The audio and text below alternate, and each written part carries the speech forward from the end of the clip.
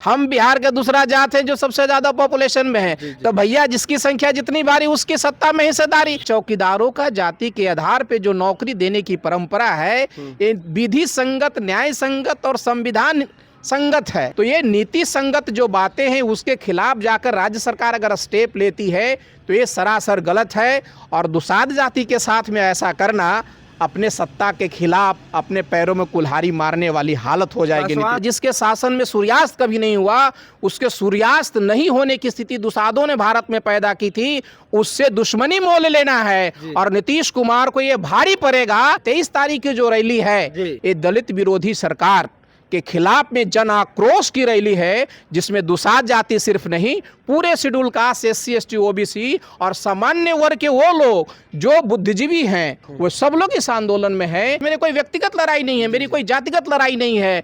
भैया महारों ने लड़ाई लड़ी, बाबा साहब का कलम चला, उसने सेंट्रल आर्मी में महा रेजिमेंट बना दिया। राजपूतों का जहां चला उसने राजपूत रेजिमेंट बना दिया।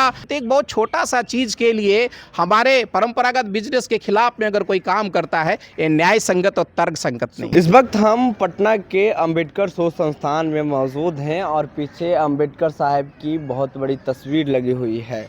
और पासवानों का जो बरसों से चला आ रहा था कि पासवान सिर्फ चौकीदारी करेगा, लेकिन अब जो आरक्षण था पासवानों का 100% उसको अब हटा करके जो तमाम बिहार में जातियां हैं उनको मतलब वैकेंसी कर दिया गया है कि सभी प्रकार के जो जाति हैं वो फॉर्म फिलअप कर सकते हैं, जिसको लेकर के पासवान समाज में काफ़ी आक्रोश है और नाराज़गी है।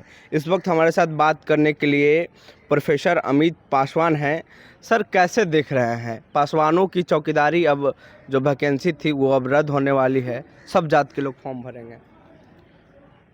ये जो बिहार सरकार ने जो आदेश निकाला है कि जो दुसाध जाति का जो परंपरागत जो ब्रिटिश काल से पहले से ऑलरेडी वो परंपरागत जो चल रही है, जो चौकीदारी का जो पद था जो गाँव में जमींदारी प्रथा के समय से पहले से भी है, इतना ही नहीं उनकी उस चौकीदारी प्रथा के तहत ही प्रत्येक गांव में जो चौकीदार की जो दुसाध जाति की जो बिरादरी है उनके नाम पे गोराइती जमीन उस प्रत्येक गांव में है। मतलब गोराइत कहा जाता था दुसाध जाति को, गांव में गोराइत भी एक उपजाति के नाम पे कहा जाता है, जिनको बजाबता कई बीघा जमीन दिया जाता था जो परिवारों में बट के टुकड़े टुकड़े में इकट्ठे में आ गया है। तो यह जो परंपरागत जो हमारा जो ट्रेडिशनल जो अपना जो रोजगार था जिसको बिहार सरकार ने जब सरकारीकरण किया और उसमें आर्थिक वेतनमान जो डाला तो लोगों को लगता है कि ये दुसाध जाति का सिर्फ नहीं होना चाहिए। ये बिल्कुल ही हमारे कहने से सिर्फ गलत नहीं है, यह परंपरागत तरीके से लोग बोल रहे इसलिए गलत नहीं है। नियम के तहत इंडियन कॉन्स्टिट्यूशंस के तहत जब इंडियन कॉन्स्टिट्यूशंस बना तो उसमें ऑलरेडी लिखा हुआ है कि भारत में 1935 में फर्स्ट इंडिया एक्ट जब बना तो आज़ादी के समय जब 26 जनवरी 1950 को संविधान लागू हुआ तो उसमें एक प्रोविजंस था प्री कॉन्स्टिट्यूशन और आफ्टर कॉन्स्टिट्यूशन। तो जो पहले से जो चीज़ें आ रही हैं वर्तमान सिस्टम को ओवरफ्लो नहीं कर रहा है तो उसको आप डिमोलिश नहीं कर सकते हैं। दूसरी लॉ में प्रोविजन है हमारे यहाँ भारत सरकार में कि 100 ईयर स्टिल कंटिन्यू, जो रूल्स कंटिन्यू करता है और वो किसी को हरास नहीं कर रहा है तो वो कंटिन्यू एक कानून बन जाता है। इस आधार पे चौकीदारों का जाति के आधार पे जो नौकरी देने की परंपरा है ये विधि संगत, न्याय संगत और संविधान संगत है। तो जो तथाकथित लोग ऐसा कर रहे हैं, जो खास करके बिहार सरकार ने जो नोटिफिकेशंस निकाला है एक गैर संवैधानिक और अनलॉफुल ये डिसीजन है, जिसका मैं पूरी तरह से जोर से समग्र भारतवासियों की तरफ से ही नहीं, जो उस जमाने में अंग्रेजों की सत्ता कायम करने में हमारी ताकत रही, यहाँ के बिहार सरकार को जानना चाहिए। बिहार सरकार में दुसाध जाति को यह जानना चाहिए कि अखंड बंगाल का ही पार्ट है बिहार। जब नदिया जिला में 1757 में युद्ध हुआ, उस युद्ध में ब्रिटिशर्स का साथ देने वाला पूरी की पूरी जो जाति थी वो दुसाध और चंडालों की जाति थी, जिसे नमो शूद्राई कहा जाता है। अर्थात कहने का मतलब कि ब्रिटिश हुकूमत को हमने कायम किया, यानी मेरी ताकत और ब्रिटिश हुकूमत भारत में राज किया। 1818 का कोरेगांव बाद में हुआ जो महारों का है, महारों का रेजिमेंट महार के नाम पे है, राजपूतों का रेजिमेंट राजपूत के नाम पे है, ऐसे कई जातियों के नाम पे रेजिमेंट गवर्नमेंट ऑफ इंडिया का है, सेंट्रल गवर्नमेंट में है, उस पर तो कोई सवाल नहीं उठाते। ये दुसाध जाति जो सोल्जर और मार्शल कास्ट है, बाबा साहब डॉक्टर अम्बेडकर ने right to speeches volume number 10 के पारा 10 के रोमन के पेज नंबर 10 का लास्ट पैराग्राफ का पहला लाइन में ऊपर में लिखा है कि मद्रास का पेरिया, महाराष्ट्र का महार और बिहार का दुसाध सोल्जर कास्ट है।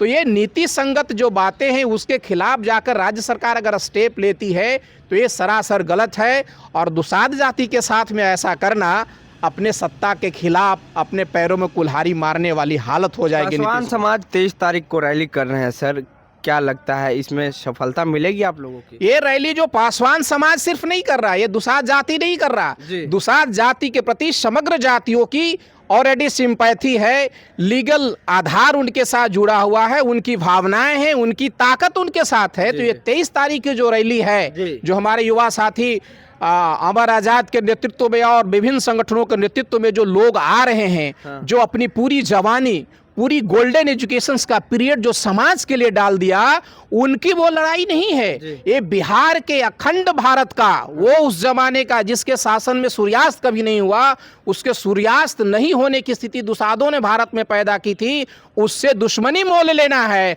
और नीतीश कुमार को ये भारी पड़ेगा, नीतीश सरकार को उस पर पुनर्विचार करना चाहिए। और मैं उन तमाम लोगों को कहना चाहता हूँ जो विभिन्न संगठनों से जुड़े हुए हैं, वो चाहे जिस किसी जाति धर्म से आने वाले लोग हो, उनको दुसाध जाति का जो चौकीदारी परंपरागत जो बिजनेस है, जो पेशा है, जो नौकरी है, उनके सरकार के द्वारा लाई गई उनके खिलाफ जो आदेश है, उसको निरस्त करने में सहभागी होना होगा। वरना आने वाला 25 का जो विधानसभा चुनाव हो, चाहे कोई भी जाति का होगा, हम बिहार के दूसरा जात है जो सबसे ज्यादा पॉपुलेशन में है, तो भैया जिसकी संख्या जितनी बारी उसकी सत्ता में हिस्सेदारी। तो सत्ता का मतलब ताकत होता है, तो जन जिसके पास है, बल उसके पास है, और जब जन और बल मेरे पास है तो सबको परास्त कर देंगे। इसलिए नीतीश कुमार जितना शीघ्र हो वह पुनः इस पर विचार करके इस पर और अच्छी चौकीदारी व्यवस्था को, इसको तृतीय श्रेणी में लाया जाए, चतुर्थ श्रेणी से, इस पर विचार करना चाहिए। और इसका वेतनमान में वृद्धि करके इनके परिवारों को सुरक्षा और संरक्षा प्रदान करना चाहिए।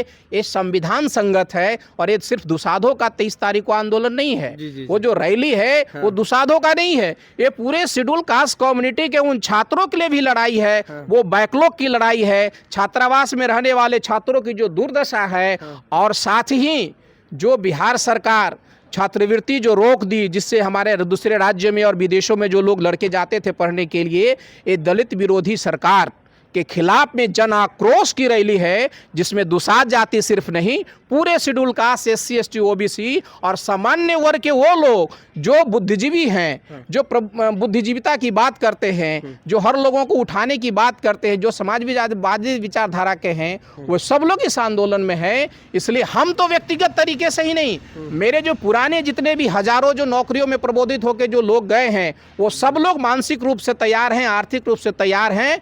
हम सब लोग 23 तारीख के आंदोलन को भरपूर तरह से मदद कर रहे हैं, समर्थन कर रहे हैं। एक अंतिम सवाल कर लेते हैं, इस वक्त अगर रामविलास पासवान जीवित रहते हैं, और उन्होंने पहले ही ट्वीट कर दिया था कि जब मोदी को चौकीदार बोला जा रहा था, तो उन्होंने ट्वीट किया था कि हमारे यूपी और बिहार में करोड़ों पासवान हैं, तो क्या वो चौकीदार हैं? अगर वो अभी जीवित रहते हैं तो आखिर चिराग पासवान उनके पुत्र हैं, वो क्यों मौन है? अगर रामविलास जी जीवित रहते तो आखिर क्या होता इस वक्त? देखिए, मेरी राजनीति रामविलास पासवान से और चिराग पासवान से कभी परिमाप में नहीं मापा गया। हमने रामविलास पासवान और चिराग पासवान को माना है, हमने बनाया है, हमारे वोट पर वो जीतते हैं, हमारी शक्ति जनहित में है। पूरा दुसाध कम्युनिटी एकजुट है, तो किसी नेता के बोलने ना बोलने से कोई फर्क नहीं पड़ता है। नीतीश कुमार को इस इशारा को समझना चाहिए।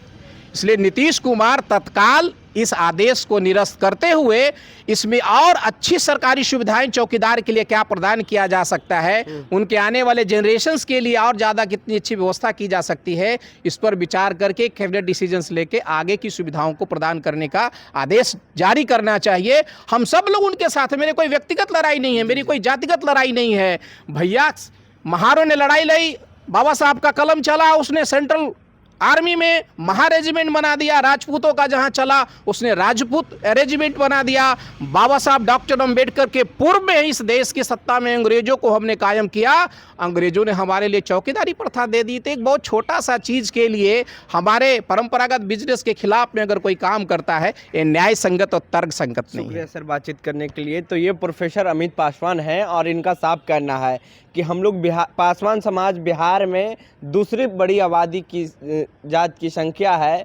चाहे जिस तरीके से रद्द किया गया है प्रिविलेंस मिलता था पासवान समाज को, ये वैकेंसी को सीधा अब जो तमाम जातियां हैं वो भी भर सकते हैं। इसके खिलाफ में 23 तारीख को रैली भी कर रहे हैं और इनका सीधा कहना है कि बिहार विधानसभा चुनाव नज़दीक है और बिहार में पासवान समाज दूसरी बड़ी जाति की संख्या में आता है, तो आने वाले समय में नीतीश कुमार जान लें, इसका भुगतान भुगतना पड़ेगा। बहरहाल हमारी बातचीत में आपकी क्या राय है, प्रतिक्रिया नीचे कमेंट कर दें। फेसबुक पे देख रहे हैं वीडियो को शेयर कर लें, यूट्यूब पे देख रहे हैं हमारे चैनल को सब्सक्राइब कर लें। बहुत बहुत धन्यवाद।